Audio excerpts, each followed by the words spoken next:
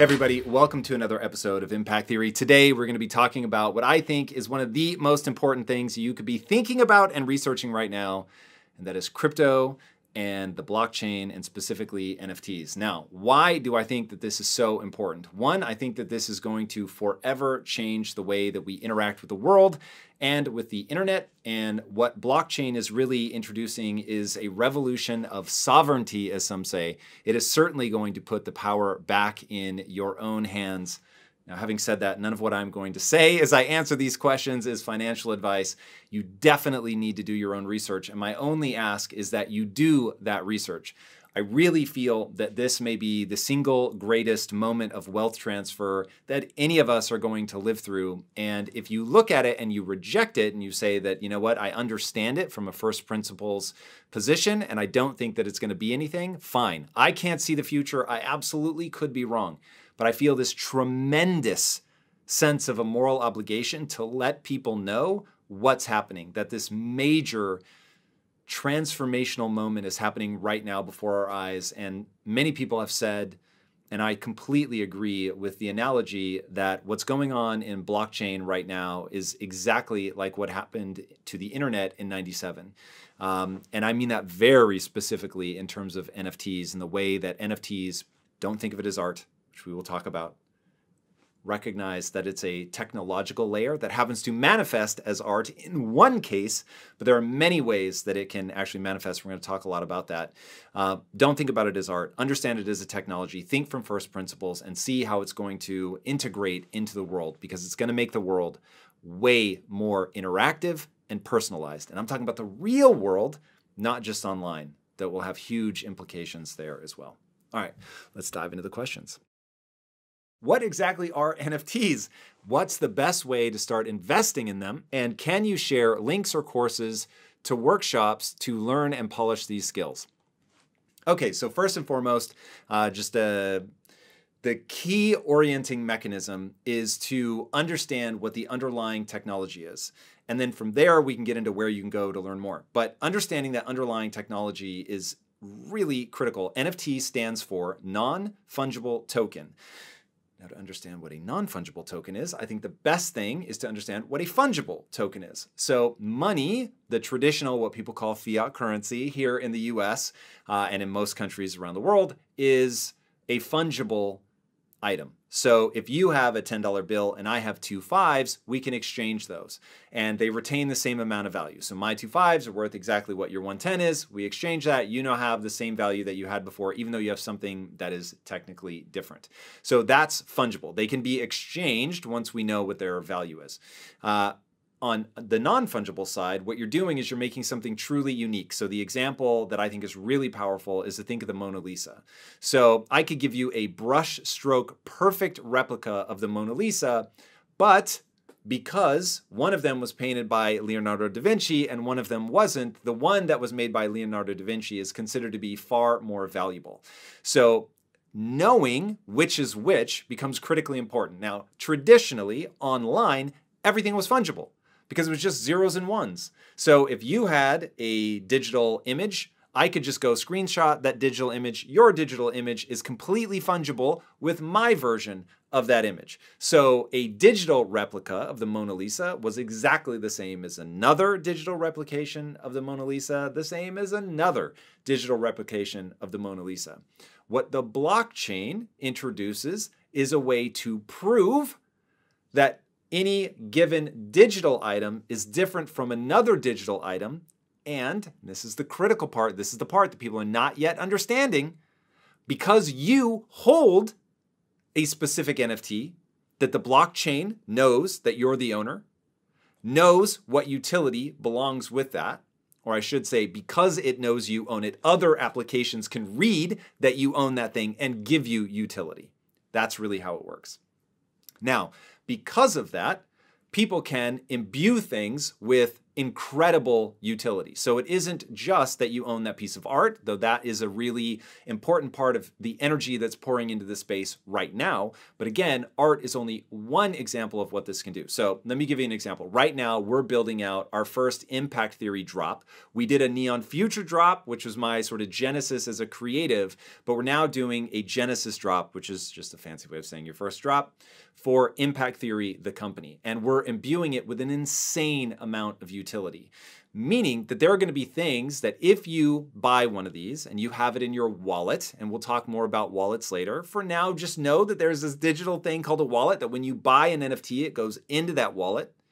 And now somebody like me, a company, can have you connect your wallet so that we can see what's in it. And we see, oh, cool, you have one of the IT tokens, whatever that thing is ultimately going to be called. We haven't announced it yet. So you've got one of those special IT keys. You're part of the IT club. And now we're going to, because we recognize that you have it, we're going to give you access to things that other people are not going to have access to. It could be early access to one of our future NFT drops. It could be free access to the different courses in Impact Theory University that we offer. It could work as a ticket to get into one of our live events, and on and on and on. All because the blockchain tells me, the company owner, that definitively you are the owner of this thing. And because I know you're the owner, right? Again, it's non-fungible.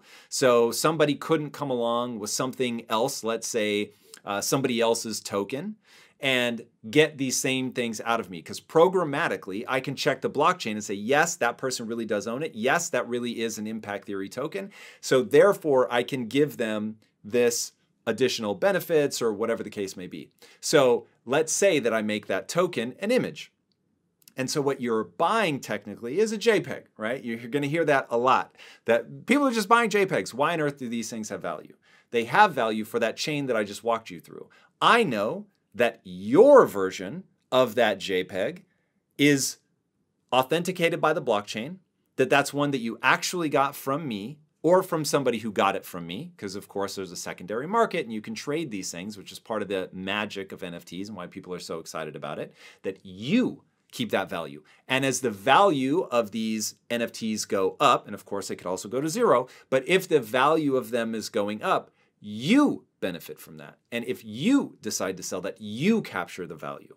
And the only reason that you're able to capture that value is because I and everybody else can verify that you actually own it. So if somebody went into your wallet and took a screenshot of it and tried to say, hey, that's not theirs, this is mine, the blockchain says that's not true. So now for the first time, even though visually they look the same, going back to our Mona Lisa example, the blockchain says, no, no, no. The one that was actually created by Tom at Impact Theory, which is now owned by Sally in Saskatchewan, that is the real one that was created by Impact Theory. This other one is unknown, right? It's just a JPEG, it's a fraud. So now, just like in the real world, there are ways to prove that something is yours. Now digitally, there's ways to prove that something is yours. And when I say that changes everything, that changes everything. We'll definitely get more into that later. All right, now we can definitely drop some links that you guys can check out in order to learn more about this. But we also have a Discord that you can join, the Impact Theory Discord, where we talk all about what we're doing on the NFT side. We're holders of future holders at this point that have that coin have exclusive access to certain parts of that where we can give you information and on and make sure that you get all your questions answered. So that's one place, but there's also a ton of videos that are being put out there on YouTube right now. They are extraordinary. There is so much free information that you can get just by going and looking for, just drop NFT into the search bar in YouTube, filter by the last, call it 30 days or last 7 days, and you will see, you can look by what's got the most views and see what's going on. There's so much incredible information. You just have to take the time to go through it. And Twitter and Discord are probably the two most popular places for people to learn. But if I'm honest, I spend the bulk of my time when I'm researching on YouTube. All right. Next question. With all these different types of crypto, how do I know which one is right for me? All right, so first of all, do your research. When I got into this, first of all, I didn't want to get into this, and shout out to David Kim, who harangued me for like 6 months I have never historically wanted to learn about investing. I find it way too complicated, way too boring. My whole life has been optimized around getting good at making money. I never wanted to have to worry about investing money. And so David was like, hey, you need to really look at crypto. I was like, I have no interest in this. I don't want to learn about all that stuff. I want to have my money as close to being buried in the backyard as humanly possible. I don't actually do that, so there's no need to come to my house, but that was the sort of emotional place I was in. I didn't want to think about what was happening with my money. I wanted to make it, and then I wanted it to be safe and secure. What is up, everybody? A few weeks ago on this very show, Anthony Pompliano said that the digitized version of anything is always better than the analog counterpart, and I couldn't agree more. Laptops beat typewriters, email beat telegrams, iPods beat Walkmans, and Netflix beat TV.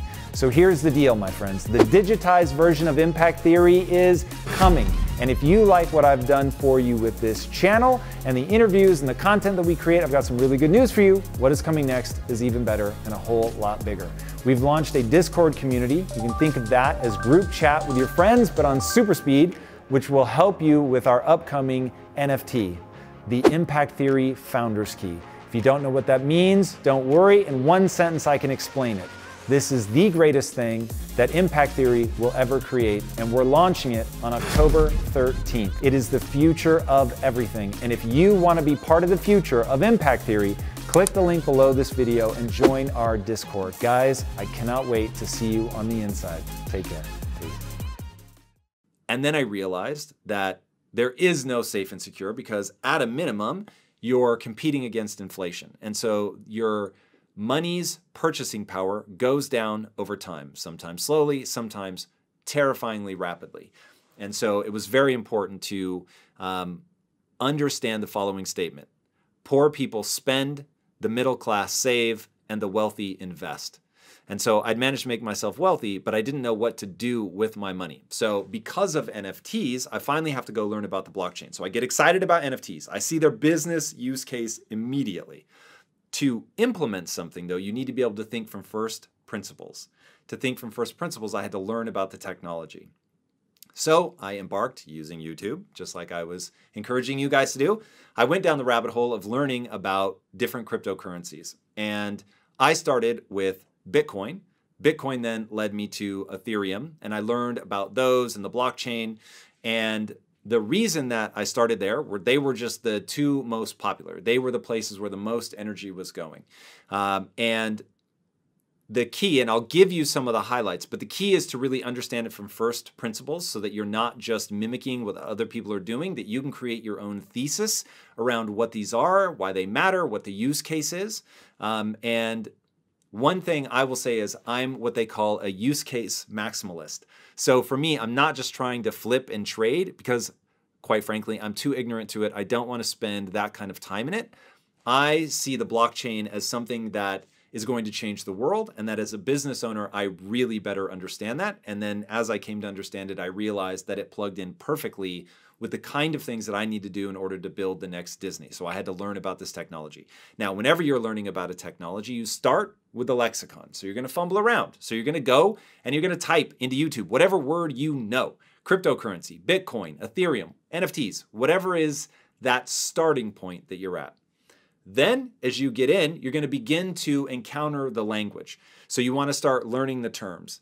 The next thing is that you're going to start to figure out who the different players are in the space. And then once you figure out who the players are, you're going to go deep down the rabbit hole of actually gaining that expertise. Okay, so it starts with words, lexicon. Then it goes to influencers. And then finally it goes to the actual true understanding. That's going to come over time.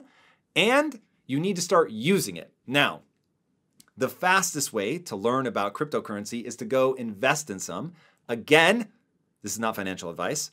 And if I haven't already said this, let me tell you, when it comes to cryptocurrency, which is an extremely volatile asset, the only thing more volatile than cryptocurrency is NFTs. NFTs are like the king of volatility, of lack of liquidity, right? You can get your money tied up in an NFT and never be able to get it out. So you need to be very thoughtful that the utility of that thing is worth the money that you're paying for it. Okay, that's incredibly important. All right, so the fastest way to learn about cryptocurrency is to go buy some, but you're not going to invest any money that you can't afford to lose, okay?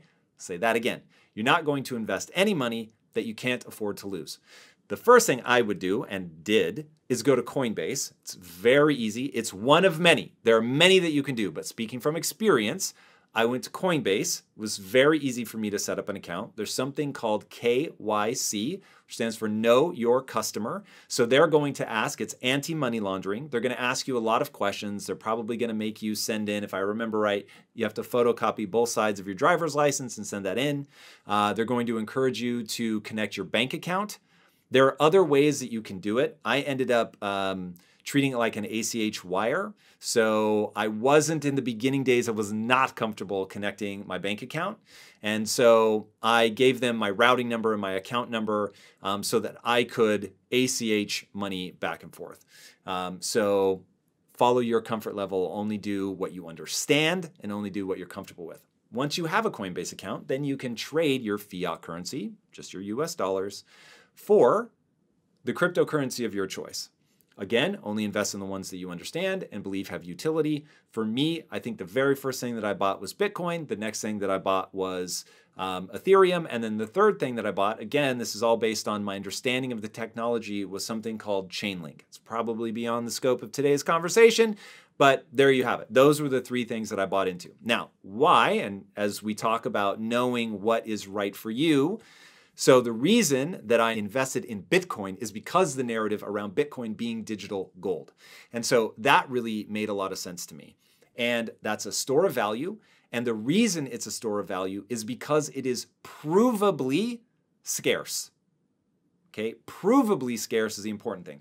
So gold has been that thing that is provably scarce that we have for like 5,000 years agreed is going to be the thing that we store value in, meaning I want to buy some gold with the money that I've earned, and then that gold sits somewhere until 1971. This was true. That gold sits somewhere in a vault, and they give me paper receipts based on the amount of gold that I have. And those paper receipts, over time, people realized, hey, I can actually trade these because they are as good as gold, because you can literally take that paper receipt, go to the vault where the gold is stored, change it in for the gold. So people realize, whoa, this is a lot easier to trade in this paper receipt than it is in the gold standard. So we switched to paper money, which you guys all know, but it was backed by gold. Then in 1971, Richard Nixon decides, hey, we're going to go off the gold standard, and we become a fiat currency. Fiat means by decree. And so now by decree, we're going to say that this money has value, but it's not actually backed by anything other than basically the full might of the US government or any country's government. And this is why people have a real beef with fiat currency, because they can print more of it. Now, that's definitely outside the scope of this question, but you get the idea. So I'm thinking, whoa, this is cool. You've got this provably scarce thing that, unlike gold, which actually increases the amount over time, which means the value of each individual piece goes down over time. Bitcoin solves that problem. There's only 21 million units that will ever be created for always and forever. That's it, period, full stop. Never a single Bitcoin, never a single Satoshi, which is merely a division of a Bitcoin. So you don't have to buy a whole Bitcoin as a side note. You can buy one Satoshi, which is some tiny, tiny, tiny, tiny, tiny fraction of a Bitcoin. So trust me, if you've got $1, if it weren't for fees, you'd be able to buy $1's worth of Bitcoin. So don't worry, you don't have to have huge amounts of money to try this. Okay, so I hear this narrative that this is provably scarce, limited supply, only 21 million units ever going to be made. It's not meant to replace the dollar. It's meant to be a store of value like that gold in the vault somewhere. So instead of physical gold in a vault somewhere, I now have my Bitcoin in a vault somewhere. So that vault can be Coinbase, that vault can be a Ledger hardware wallet. Remember, when you start learning, you're learning the words. So I'm throwing some words out there that I don't expect you to actually understand right now, but you're going to begin to learn those, which become new search terms for you in YouTube, and you can go down that rabbit hole. Okay, so you've got your Bitcoin stored in the equivalent of a vault somewhere, and that represents however many dollars you used at that time to acquire it. So now you're storing, theoretically, because again, this is a very volatile asset, you're storing value. Now, a reasonable question to ask is, if this is such a volatile asset, why do I consider it a store of value? There are many reasons, but I'll give you the punchline that really hit me. It is the single fastest adopted technology in human history. let that sink in. Bitcoin is the fastest adopted technology in all of human history. It got adopted faster than electricity, than the telephone, than mobile phones, than computers, than the internet. Nothing ever has been adopted faster. And when you step back and look at, I think it's 12 or 13 years that Bitcoin has been around now, as you come and zoom out, all of that volatility drops away and it is literally up and to the right. It's crazy. Now again, I cannot see the future. Nobody can. It is entirely possible that this asset class drops to zero because just like paper money that you're used to, the normal money, it only has value because we all say it has value. And if we all stop saying it has value, then it stops having value. The same is true of Bitcoin. If tomorrow everybody wakes up and decides, that was dumb, then it stops having value. So you need to be very thoughtful about that. Now, I happen to have a reasonable amount of belief that over time it's going to continue going up because of what I mentioned before. Humans have forever been looking for a store of value that allows money to maintain its purchasing power over space and time. And Bitcoin, by narrative as I understand it, seems to be the most effective at storing value over space and time because it's digital, it has a hard cap, there will never be more of it, and its adoption is ridiculously fast. Now, the only technology ever that shows an even faster adoption curve than Bitcoin is Ethereum. Now, Ethereum hasn't been around as long, so who knows? Again, maybe it goes to zero. And that notion of there's only one gold, so there's probably only going to be one digital gold, that's why I'm more bullish on Bitcoin than I am on Ethereum. But in full disclosure, my portfolio is, in terms of value, is almost 50-50, even though as of today, I've put in about half the money into Ethereum that I have into Bitcoin. So with half of the input, I've gotten the same amount of value in Ethereum that I did in Bitcoin. Now this changes day by day. So who knows what that's going to be tomorrow? Who knows what it's going to be in a year from now? I have no idea. So, but that's the way I think about it. So Bitcoin, you've got as gold, and then the way that people refer to Ethereum is if Bitcoin is digital gold, then Ethereum is digital oil. And they literally call the fees on Ethereum gas fees. So that's like, if you think about one is used constantly and the other is a store of value, that's a good way to think about it. Now, if I'm honest, in my daily life, the way that I think about Ethereum is as money because I spend it constantly. So I'm buying it not just to have a store of value. I'm buying it so that I can buy NFTs, that I can be engaged in that community and other goods that will pop up over time that you're able to purchase with Ethereum. Right now, the big ones are to lock your money up in DeFi, which is like putting it in a bank account and earning interest. And I know precious little about DeFi, so take that with a grain of salt.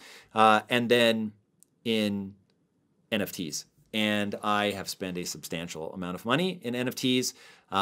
Whether I am up in the long run is a huge question mark. As of right now, it looks like I'm up tremendously. But again, NFTs are extraordinarily volatile and extraordinarily illiquid, which means there isn't people constantly buying it like you get with Bitcoin and Ethereum. Okay, that's a wall of information. Hopefully you can go back, listen to that again, because there's a lot of very usable points in there. But those are the two big things that I have invested in. That third, again, is Chainlink, because it has utility. I'm not going to go into that for now, but it has utility in the NFT world because my entry into this was all about NFTs, because as a business owner, I'm thinking about how to integrate NFTs into our business strategy. That led me to Chainlink. I could immediately see how I was going to need it in my own business, which then made me think, okay, well, if I'm going to need it, I'm sure a lot of people are going to need it. And so that was why I invested in it. Again, I'm what's known as a utility maximalist. So whatever I'm buying, I'm not just buying because I'm hoping that it's going to go up. I'm buying it because I understand it and I understand how it's used. And I have a bet that when I look out at the future of what's going to happen with the world, that use case is going to continue to be relevant. And that is a very good way to think about it. So you have a thesis and you buy based on your thesis, or sell based on your thesis, not based on hype. So be very, very thoughtful about that. Okay. watermelon you doing right now? If the answer isn't joining Impact Theory's Discord community, all I can say is that you are missing out. You are missing out on incredible fellow impactivists, missing out on exclusive content, missing out on direct access to me, missing out on what I was talking about in that first sentence, and you will miss out on the biggest thing I will ever do. You will miss out on Impact Theory Founder's Key. This was originally codenamed the Full Meal Deal, and it will be your ultimate key to unlocking all the things we are working on. Impact Theory will be leading the charge into this metaverse, blockchain, NFT space, and I want to make sure that you don't miss out. This opportunity will be huge, not only for Impact Theory, but for you as you navigate the new digital world that is coming. Go to impacttheory.com/Discord and click Start Here to get in on the fun. And I'm telling you, this is really the best community on Discord. The choice is yours. Are you going to get in? Or are you going to miss out? There's a link and more info in the description copy. All right, guys, take care and be legendary. Peace. Next question. What is a wallet? Is it safe? How can I put Bitcoin in a USB and carry it with me? If Bitcoin fluctuates so much in price, how can I make sure that I'm not paying for a pizza in Bitcoin that later, that same amount of Bitcoin will have made me a millionaire? Okay. So there's a classic story about somebody who bought Bitcoin for whatever, however many, 120 Bitcoin, that at the time was very, very little. Now 120 Bitcoin would be millions of dollars. So it is, in fact, if I remember right, it might have been thousands of Bitcoins, because the last time somebody checked, the pizza ended up costing like $250 million or something like that. So there is no way to know that. And this would be like buying something with gold. Over time, that gold is going to go up in value, one hopes. So you never know if that's going to be the case. So the way that I would think about it is, personally, I don't put money into Bitcoin because I plan to sell it. I put money into Bitcoin because it's a store of value and I want to hold it across time and space. So when I invest in Bitcoin, I don't care about the ups and downs of the market in the short term. As Michael Saylor said, when it comes to Bitcoin, any time horizon less than 4 years is just noise. Now, the reason that he picked 4 years, if I'm not mistaken, is because that's when it halves its output. I don't understand that well enough to go into the nitty gritty of how it works, but there are what are called miners, and they're currently mining for that next Bitcoin. Remember, there will only ever be 21 million units, but not all 21 million units have been created yet. And so there are miners that are out there slowly creating this over time. And there's a set schedule at which interval they come out. And every 4 years, the amount of time and energy basically that it takes to release those unmined Bitcoins gets cut in half. So if it were 16 per block now, at the next 4-year cycle, then it will fall to 8, and then 4, so on and so forth. So that's why he says 4 years, because that ends up creating market dynamics that change the price. So we're definitely outside my depth in terms of being able to articulate the halving and the supply shock that that creates. But Bilyeu is a guy that you want to look up, somebody that's got a really, he's very good at articulating these movements. And then while we're talking about resources, I will point you to hope.com, which is Michael Saylor's website around Bitcoin. I think you will be blown away by why he put that on hope.com. I think it's very interesting. Now let's talk about wallets themselves. Okay, so a wallet, as I mentioned earlier, is an application, basically, and the one that I recommend, it's the most common when you're dealing with Ethereum, is MetaMask. So MetaMask is a Chrome plugin that is an extension on your browser. So you would search for MetaMask, go to the official site, which we'll put the link to the official site. I'm pretty sure it's metamask.io. But you're going to go there. You're going to install it into your Chrome browser. Again, I think that's the only browser that it works for. You get it in Chrome, and now you set up your account. You're going to get something called a seed phrase. Whatever you're doing, I want you to stop, and I want you to pay attention, because this is one of the most important things I'm going to say. In the beginning, remember I said, part of the thing that gets people excited about the blockchain and cryptocurrency is that it gives you sovereignty. When you take on Bitcoin and hold it in your MetaMask, because maybe you bought it in all cryptocurrencies, by the way. Let's say that you bought it on Coinbase. They're the custodians of that. So there's a saying in cryptocurrency, not my keys, not my coin. Meaning, if you don't have this seed phrase to be able to open and close that, the security on that, to stop things from flowing in and out, then technically Coinbase or the government, whoever, the government could come and put pressure on Coinbase to seize your assets. Whereas if you have them in your MetaMask wallet or you have them in a cold storage, like I mentioned earlier, Ledger. Ledger is a USB drive that you can store your seed phrase on. Now, I haven't spent enough time on hardware wallets to know the exact mechanism by which it works, but it's basically a dumb terminal that can't be hacked. It has so little information and computing power that there's virtually, nothing is bulletproof, but there's virtually no way to get into that thing. So it's considered as unhackable as something is going to get. So by putting your access to your crypto on that, because remember, your crypto isn't actually on that, that's your access to your crypto. So the thing that gives you universal, global, worldwide access to your crypto is something called a seed phrase. Now, when you create your MetaMask wallet, it will give you a seed phrase. When I say, don't ever, under any circumstances, for any reason, ever, don't ever give your seed phrase to anybody else. Okay? My wife doesn't know my seed phrase. Now, it's not because I don't trust her. It's because that's just another point of vulnerability. So now you should be asking yourself, though, but wait a second. If I'm the only one that knows my seed phrase and something happens to me, then how would somebody else get my money? Or like my wife upon my death. Or more terrifyingly, what happens if I lose my seed phrase? Forget my seed phrase, or I get caught up in a phishing attack and I give my seed phrase to somebody? The answer is you are fucked. That's sovereignty. There is no recourse. If you lose your seed phrase, whatever that was protecting. So if that's your MetaMask wallet, like right now, in my MetaMask wallet, I shudder to think how much is in there. In NFTs, it's a lot. And if I forget my seed phrase or am dumb enough to give my seed phrase to somebody, and I do have empathy for people that have been tricked into giving their seed phrase, which is why I'm really going out of my way to say, don't give your seed phrase to anybody. If I forgot it or gave it to somebody, poof, it's all gone. And you need to really think about that. But the great news is that nobody can confiscate it.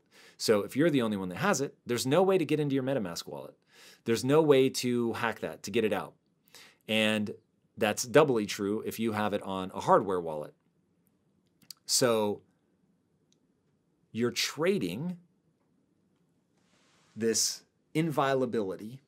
No one can take your money from you. And if you heard about what happened in Cyprus, I forget how many years ago, but I don't know, 7 or 8, 10 years ago, something like that in Cyprus, one day they just decided, we're taking 10% of everybody's money to get the government solvent again.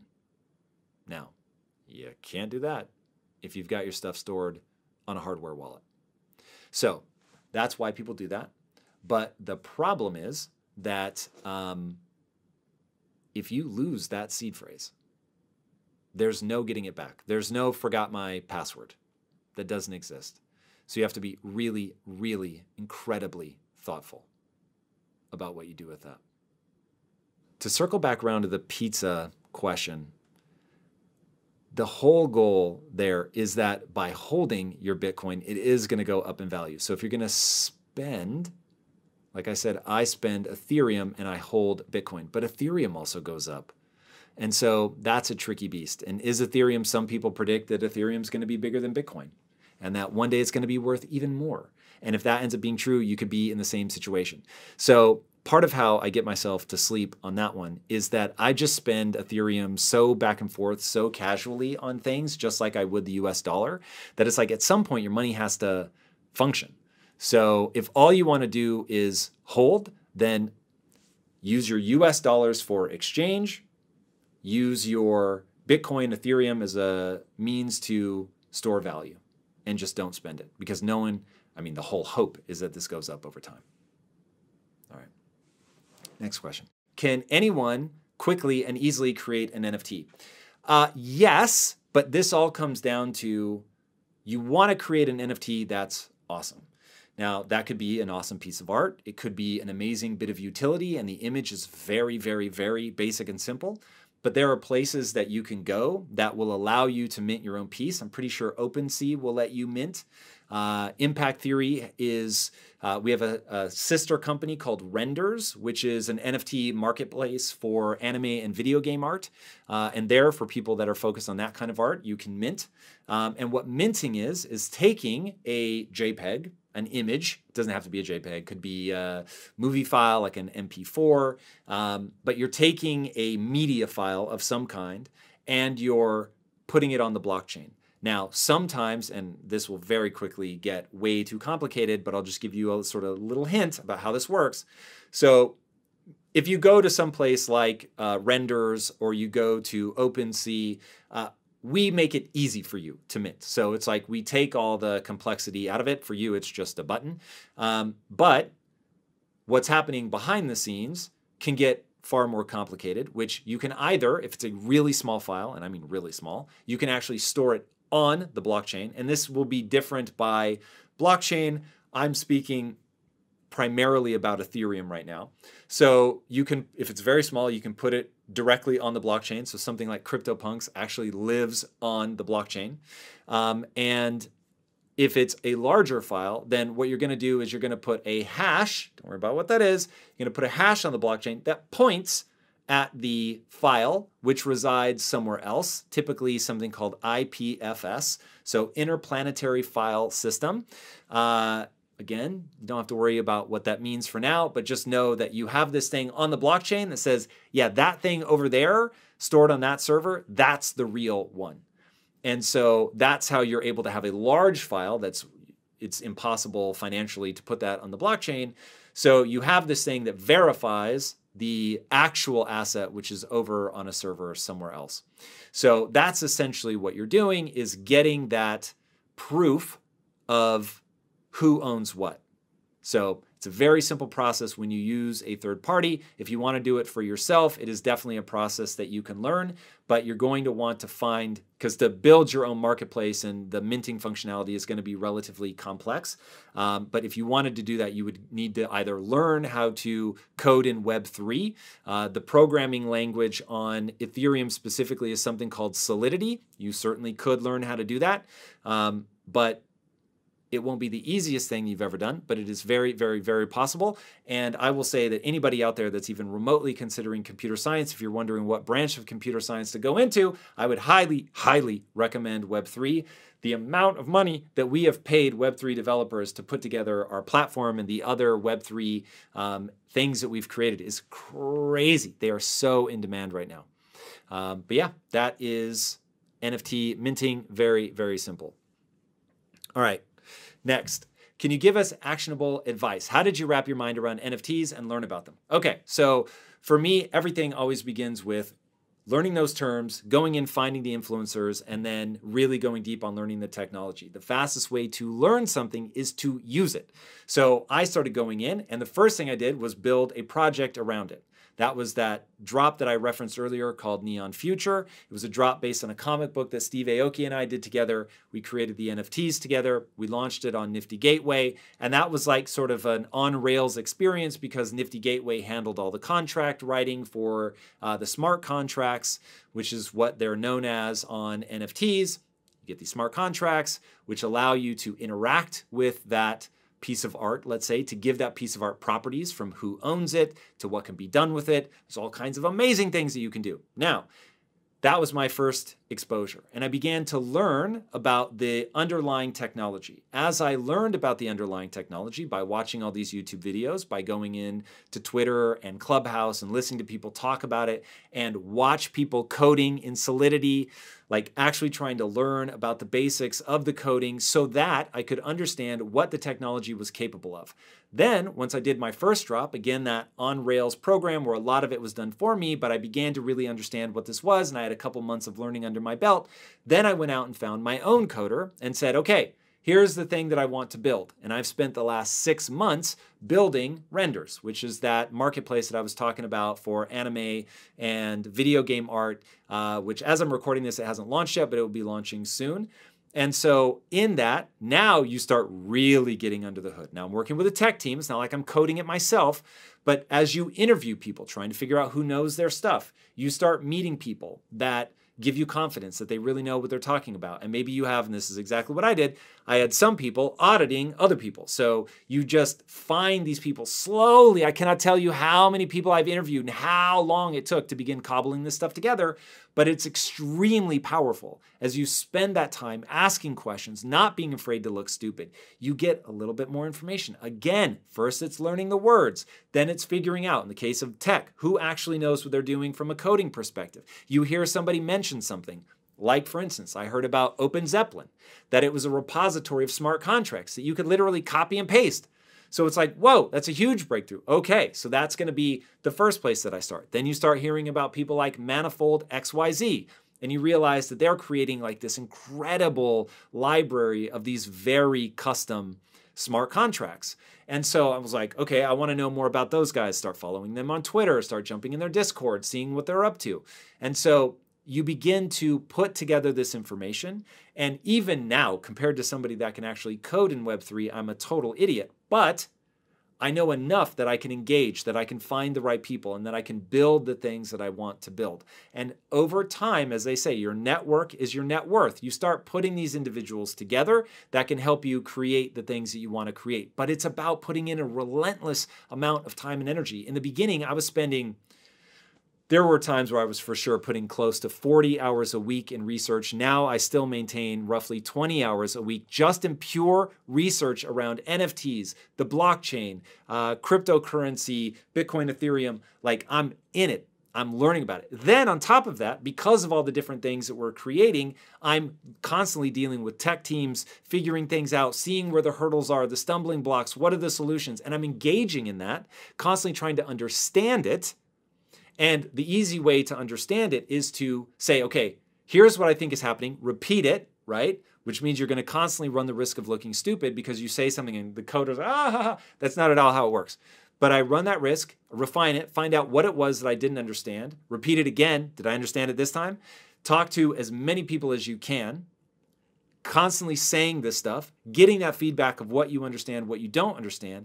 And you're going to see as you're using that knowledge, right? And a huge part of this, and using can just be saying it out loud, explaining it to other people.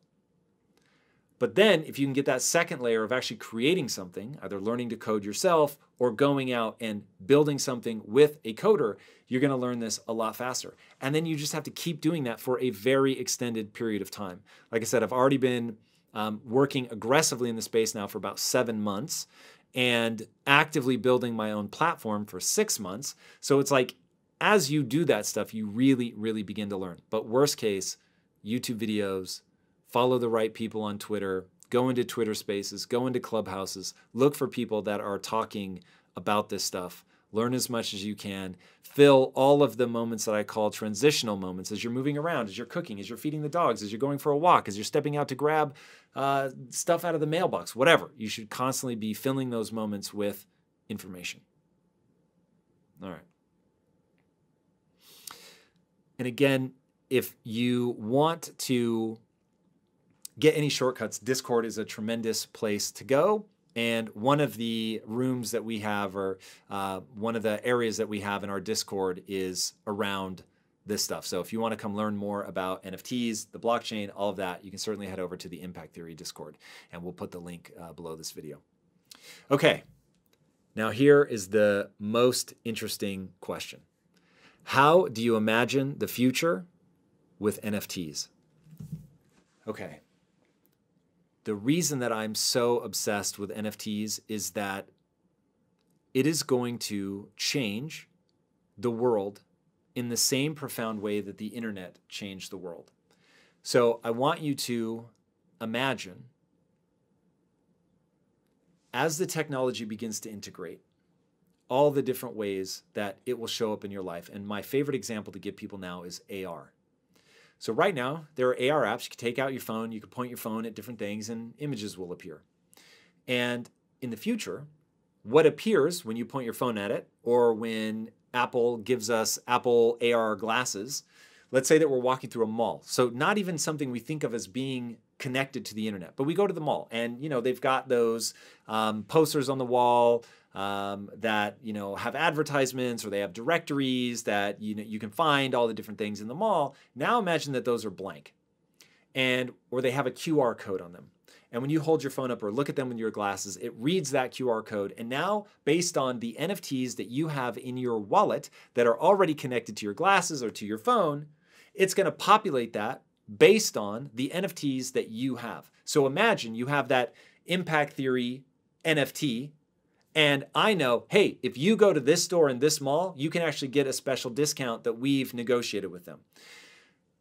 It's going to be things like that. Or, hey, you're walking through the metaverse. So now the digital version of a mall or whatever, a game, and you're walking by a door and you're there with your friends and you look at the door. This could be same at the mall, same in the metaverse, right? You look at that ad and you see an Impact Theory logo. Your friend looks at it and they don't see an Impact Theory logo. Why? Because they didn't get one of the Impact Theory NFTs. You're in the metaverse. A door appears for you, but not for your friend. And there's an Impact Theory logo on it. You're like, whoa, that's weird. Do you see the door? The other person doesn't see it. You see it, you open, you go in for some kind of exclusive experience, exclusive offer, whatever. There are a million ways that this is going to manifest, but that exclusive access, getting advanced copies of things, getting advanced information, exclusive groups, discounts, all of the above and more, loyalty programs. It is going to be absolutely insane what people are able to do. One thing that I just encountered literally 2 days ago was I happened to have something called a Bored Ape. So there was an NFT project called the Bored Ape Yacht Club, and I bought one of the Bored Apes. And now because I had that, there was this virtual shop that opened up on a website. And the guy said, hey, if you hold any of these projects, and one of them was the Bored Apes, then you have the ability to mint a custom pair of, and this is going to be hilarious for people that aren't into NFTs, but you can buy a custom pair of virtual shoes that have your unique one-of-one Bored Ape on them. Now, that store is only accessible for people that have that thing in their wallet. And let me tell you, those shoes, as crazy as you're going to think I am, are some of my most prized possessions because they're only for me. They're completely custom. If anybody had gone to that store and they didn't have one of the supported NFTs in their wallet, then the vendor of the store, it looked just like a vendor in a video game. So you go up to this vendor in the video game. Hey, welcome. I see that you have some really cool items in your wallet. Would you like to mint these? And it showed me all the different things that I could mint. And then I went in, and again, you guys know what minting is now. So I click the mint button, boom, they communicate to the blockchain. This image now belongs to my wallet address technically, but me, Tom Bilyeu. So now I've got this thing. Now, it is a one-of-one pair of shoes. It could have been anything. It could have been a one-of-one shirt that they're actually going to mail to me. And maybe later they say, hey, anybody that bought those shoes, you now have the ability to buy that pair of shoes in real life. And you just have to have the NFT in order to have the ability to buy that. So you can imagine all the exclusive stuff that Nike does. Now they can do things like, hey, if you want this ultra rare shoe, like in real life, an actual physical shoe, it's only available for the 350 people worldwide that have the Nike coin. I'm making this up. I doubt that they actually have a Nike coin yet, but have the Nike coin and have taken some other action, right? So I could do something like, hey, anybody that's been in Impact Theory University for more than a year, verified by your Impact Theory coin, the token, we can now give you access to something special. And it all happens programmatically. So I, as in you come to Impact Theory's app, we check your wallet, we say, yep, you've been in here for more than a year, we know it, it's on the blockchain, boom, and now we can make something available to you and only you. So it just, this degree of customization, this degree of interactivity, like I said, going to the mall, somewhere out in the real world, and it's responding to you based on the NFTs that you have, creating options and opportunities that other people aren't going to have. And when you start thinking about, these are just the dumb ideas that we're thinking of in the 1997 version of the internet.